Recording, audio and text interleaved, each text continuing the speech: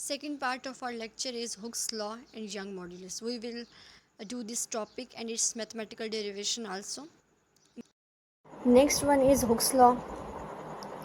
Hooke's law आपके पास दोबारा elasticity को एक्सप्लेन करेगा और वो कैसे कि the strain produce in a body by the stress applied to it is directly proportional to the strain within the stress within the elastic limit of the body. यानी कि आपने किसी भी बॉडी के ऊपर stress apply किया है, जितना ज़्यादा आप स्ट्रेस अप्लाई करेंगे उतना ही ज़्यादा बॉडी के अंदर स्ट्रेन प्रोड्यूस होगा. यानी स्ट्रेस जो है वो डायरेक्टली प्रोपोर्शनल होगा strain that is produced in the body. अब स्ट्रेन आपके पास किसी भी फॉर्म में हो सकता है. It can be change in length, change in shape and change in volume. You can see stress is directly proportional to strain. Stress is equal to constant multiplied by strain. Constant is equal to stress divided by strain. This will be Hooke's law. Understand? You have to do diagram and this graph with the topic Hooke's law. Next is elastic limit. अब limit आप जानते हैं कि limit क्या होती है, एक हद होती है. अगर हम उसको उर्दू ज़बान में उर्दू में आप जैसे पढ़ते हैं, लिमिट हम एक हद को कहते हैं. यानी किसी भी बाउंड्री को बांध देना कि इससे आगे अगर आप क्रॉस करेंगे तो आपके लिए नुकसान है. बिल्कुल इसी तरीके से आपके पास हुक्स लॉ जो है एप्लीकेबल होता है all kinds of deformations of all types of matter, solid, liquids and gases and then a certain limit. अब आपके पास जो हुक्स लॉ है वो एप्लीकेबल तो सबके ऊपर होता है, इन तमाम काइंड्स ऑफ मैटर पे, यानी सॉलिड पे, लिक्विड पे, गैस पे, लेकिन उसकी एक सर्टेन लिमिट होती है. एक लिमिट तक अगर आप लिमिट क्रॉस कर जाते हो तो फिर वो हुक्स लॉ आपके पास एप्लीकेबल नहीं रहता. This limit tells the maximum stress that can be safely applied on a body about causing permanent deformation in its length, volume और शेप.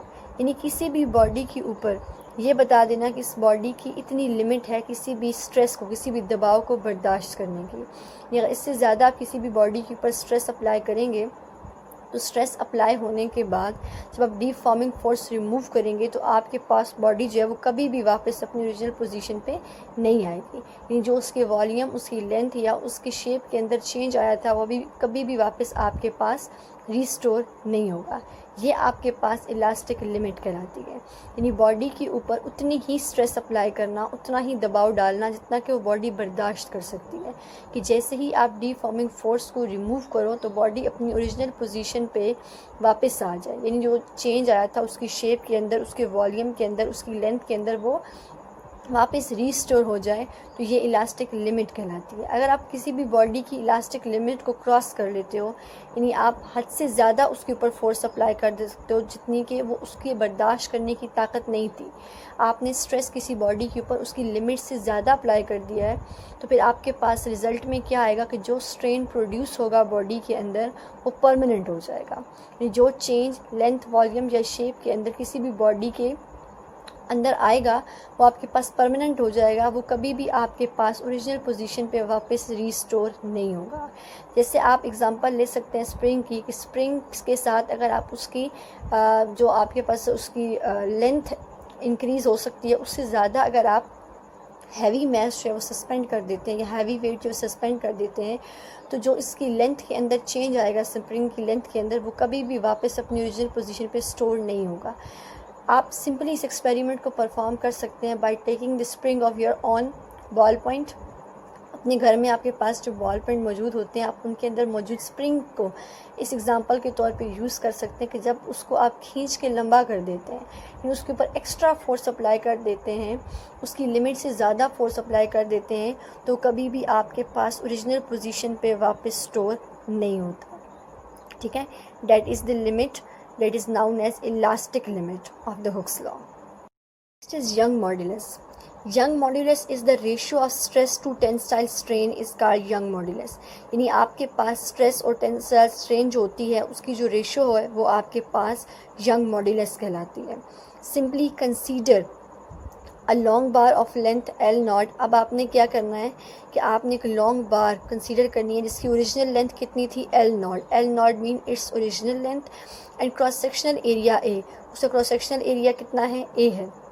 अब आपने एक एक्सटर्नल फोर्स F अप्लाई की है उस बॉडी के ऊपर, यानी उस लॉन्ग बार के ऊपर, तो उसकी लेंथ के अंदर जो चेंज आया है वो L है, ठीक है। According to Hooke's law, the ratio of the stress to the tensile strain is constant within the elastic limit of the body, यानी जितनी आप स्ट्रेस अप्लाई करेंगे बॉडी की, उतनी ही बॉडी के अंदर उसका स्ट्रेन प्रोड्यूस होगा। Strain is directly proportional to stress, जितना ज़्यादा आपने किसी बॉडी के ऊपर दबाव डाला है उतना ही ज़्यादा उसकी लेंथ, वॉल्यूम या शेप के अंदर आपके पास चेंज आएगा। यंग मॉड्यूलस जो आपके पास है वो स्ट्रेस डिवाइडेड बाय स्ट्रेन है, ठीक है। तो चेंज इन लेंथ आपके पास किसकी इक्वल हो गया, लेंथ, चेंज इन लेंथ, यानी आपके पास जो लेंथ में चेंज आया है स्ट्रेच टू लेंथ है, और उसके बाद जो आपके पास क्या है, ओरिजिनल लेंथ है। अब आपके पास स्ट्रेस क्या होता है, जैसा कि आप जानते हैं कि आपके पास होता है फोर्स डिवाइडेड बाय एरिया, यानी फोर्स डिवाइडेड बाय एरिया आपके पास स्ट्रेस होता है। इसको आप इस तरीके से लिख सकते हैं कि F is equal F divided by A. अब आपके पास जो टेंसाइल स्ट्रेन होता है वो आपके पास होता है change in length divided by original length, यानी L minus L naught divided by L not, ठीक है। जब यंग मॉड्यूलस के अंदर आप इन दोनों की वैल्यूज़ को पुट कर देंगे तो आपके पास रिज़ल्ट क्या आ जाएगा, y is equal to, Young modulus आपके पास किसकी इक्वल आ जाना, स्ट्रेस डिवाइडेड बाय स्ट्रेन, तो आपके पास हो जाना है F divided by A, L minus L naught divided by L naught. आप सिंपली इसको इस तरीके से लिख सकते हैं, L naught divided by L minus L naught, तो आपके पास आ जाएगा F L naught divided by A L minus L naught. You know that L minus L naught is equal to delta L, तो आपके पास यंग मॉड्यूलस हो जाएगा F L not, यानी F force into original length divided by area and change in length. ये आपके पास क्या आ जाना है, यंग मॉड्यूलस आ जाना है, ठीक है। अगेन यंग मॉड्यूलस का यूनिट जो होगा वो भी आपके पास क्या होगा, 1 न्यूटन पर मीटर स्क्वायर होगा, क्योंकि आपके पास अगर आप इसको इस तरह से सॉल्व करके देखें, यूनिट को इसके सॉल्व करके देखें आप, तो आपके पास क्या आ जाएगा, वाई फोर्स का यूनिट जो होता है वो न्यूटन होता है, एरिया आपके पास मीटर स्क्वायर होता है। यहाँ लेंथ में आपके पास मीटर होगा, जबकि लेंथ, चेंज इन लेंथ भी आपके पास मीटर में होगा, तो मीटर मीटर से कैंसिल हो जाएगा, तो यंग मॉड्यूलस जो आपके पास होगा वो आ जाएगा 1 न्यूटन मीटर स्क्वायर।